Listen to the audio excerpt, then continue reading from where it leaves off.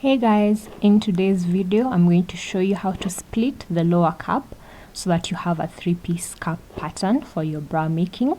So the first thing you need to do is divide your cup down the middle. So you're going to draw a line from the topmost part of your cup to the notch for your wire line.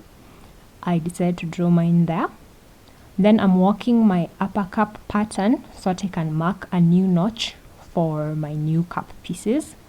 So now I can start tracing one half of my lower cup. So this is the side that is at the underarm. Then I'm going to divide that line into two so that I have two halves, and then I'll divide it into three. So I have 1/3 and 2/3. So I'm going to add the fullness at between the half mark and the 2/3 mark. I'm going to add 1/4 inch to that area. So we're going to draw a curved line using those guidelines. I'm using my French curve ruler. If you don't have one, there's a link in the description box so you can download and print a French curve ruler. Then I'm adding my 1 centimeter seam allowance to my new sewing line.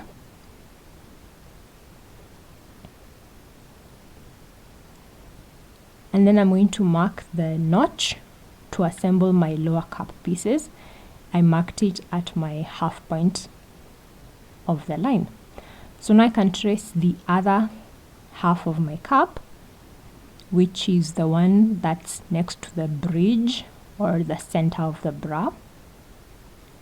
And then I'm going to flip that pattern so I can trace the curved line that we just made. This way my seam lines will match up perfectly when it's time to sew.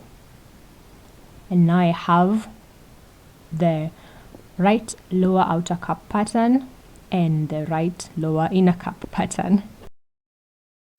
Make sure to make your notation so you know which side is up. And once that's done, I'm going to trace my upper cup so that I have a separate pattern for it. Instead of me having to retrieve one pattern and then use it later and then return it, I'll have a separate cup pattern for my 3-piece cup and one for my 2-piece cup. I just remembered something important. I haven't labeled the degree of greater stretch. It should be parallel to your waistline and perpendicular to the notch on your wire line.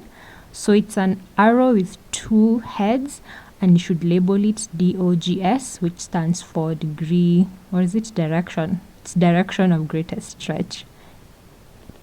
Thank you so much for watching. I hope this tutorial was helpful, and I'll see you in the next video and in the comments. Bye.